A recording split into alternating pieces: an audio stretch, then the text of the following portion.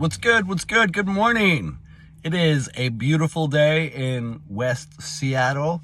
I've got some work lined up. I'm really excited.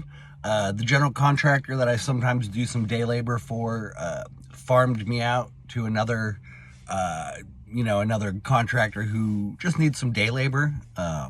Just someone to do miscellaneous site cleanup and, little things. I'm not quite there yet, but I'm almost to a point where I would call myself a framer, a general construction framer. I got a little bit more to learn, but I'm on my way. Anyways, this video is sort of a follow-up to another video I recently made, titled something like, how young is too young for me to date or whatever. I'm a 37-year-old guy. I've never been married, no kids, but I do want a family. And I've, for the last few months, been building a rapport with a young woman who, she worked at a burger shack, and I would go there weekly, and we would just have little chats. And then one time I was there, and she was like, this is actually my last day here. And so I was like, oh, wow, is there like another restaurant I need to start going to? Because I had told her that at that point, I was like, you've become a very pleasant part of my routine. And, she was flattered and nice and whatnot. And she said, no, it's not a restaurant. She's actually going to work at a weed store, which, my heart is already, she already has my heart. But now she's working at a weed store. And I've spent the last few weeks trying to see her. I've been going to the weed store a lot, just because I don't know what her schedule was. And it's tough. I was trying to be... I was just trying to be subtle and not too forward, not too direct too soon, because she's only 21, which to me isn't a big deal. But it might be to her. So anyways, yesterday, finally, I was like, I'm going to see her today. I know it's going to happen. Universe, just tell me when the right time to go to the store is. And I went about my day, blah, blah, blah. And the universe told me that, yep, it is time to go. And so I got a little distracted. There's a dump truck that just pulled up at the job site. So I'm going to be loading up a dump truck. Anyways, okay.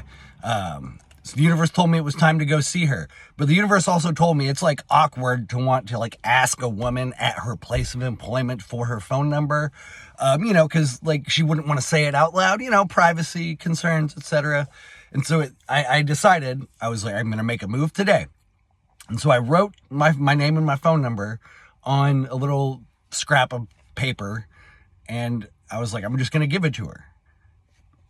I get to the weed shop. I give the person, you always got to give the first person your ID.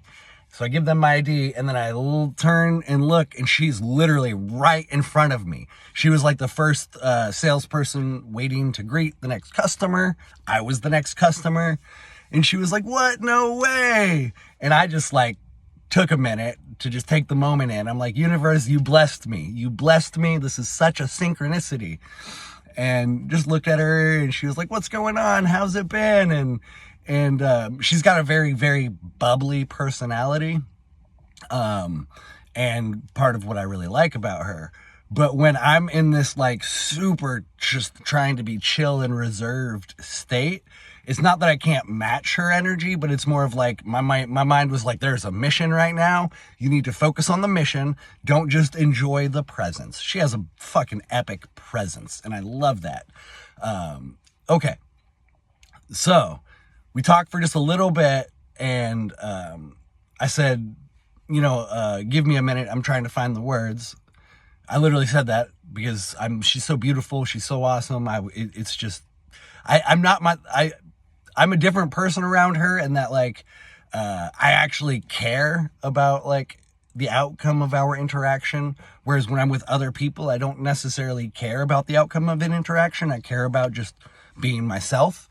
And I shouldn't care about the outcome. I should still be myself. But anyways, so I told her, I said, yeah, I haven't seen you for a while. And I've realized my life is better when I do get to see you.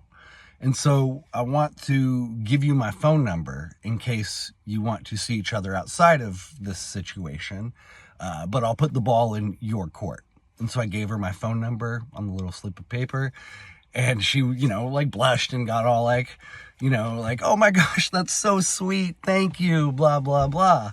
And then she helped me buy some weed, and we talked for a little bit more. But in that moment, it was just like, I was, even if she doesn't message me or call me or whatever, I'm still really stoked that I got to be a part of something like genuine and romantic. There's this like term in the mainstream. It's called like a meet cute. This was like a literal, to me, like a meet cute, like a rom-com sort of way a relationship starts. And, I hope she does call or text. And my brain has been so neurotic. This was like less than 12 hours ago. My brain's been like, did you actually write your phone number on the piece of paper, or did you just write your name? Because that's something stupid I could have done. Where it's like I wrote my name and just in haste or in excitement, I could have not put my phone number on it. I don't know, my brain, I'm so neurotic sometimes. But I think that to me is what like the kids would call Rizz, where it's like forward and direct, but not over the top. It's not like too cheesy. It's not like too salacious. It was, to me, just the right way to try to court a woman. It might turn into nothing, and that's fine. But like I said earlier, I'm thankful that I just got the opportunity to sort of step outside of my shell a little bit and to put myself back out there, because I've been single for like 5-6 years. Just, COVID and life and me just sort of reconfiguring who I am as a person. And I've grown a lot. And so I felt ready. I hope she reaches out. If she does reach out, I will address the age thing very quickly, because it could be a deal breaker for her. The way I see it, though, is I probably am going to live into my 90s. I could be wrong, but that's just kind of what my gut's telling me. So if I live into my 90s, she's going to live into her 80s. We'll have a fantastic 50 to 60 years together. And then we will have children and grandchildren and hopefully great-grandchildren by that point. So for the rest of her life, she will be very well loved and very well taken care of. I will promise her that. That is my goal as a husband, is to set my future wife up for a beautiful remainder of life without me, because I hope I die first. I know that's so shitty to say, but I do. I hope I die first, because the pain of losing someone I've spent almost 40 years looking for would be a lot. It would be a lot. Or I would just, if she died, I would want to go with her, like in The Notebook, just holding her hand and going to sleep, and then I'm done. Anyways, let me know what you think about a 16-year age gap.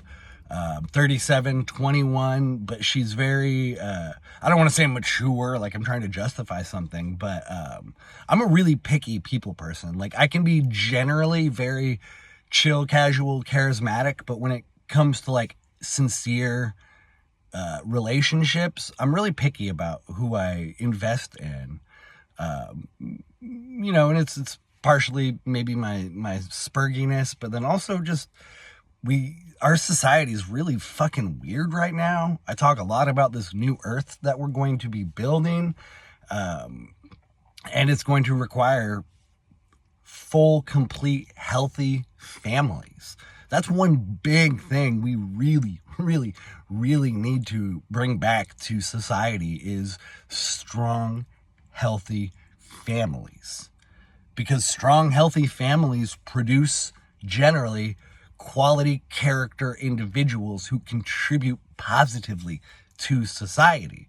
And this fucked up society that we're living in is partially a result of the fact that our family structures have been denigrated. Is that the right word? Maybe like denigrated and destroyed over the last few hundred years, and that's intentional because the ruling classes don't want to see a planet flourishing with families.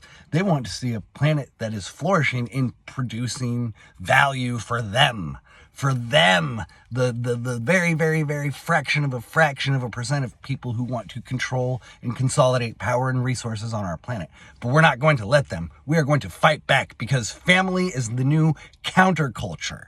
Family values, traditional, I don't want to say traditional values, but we'll say virtuous values, virtuous endeavors and pursuits is the new counterculture. That's how we subvert the elites. I'll end the video here. Thank you very much. Like, comment, share, subscribe. I love you all. Let's do it. Let's fucking resist.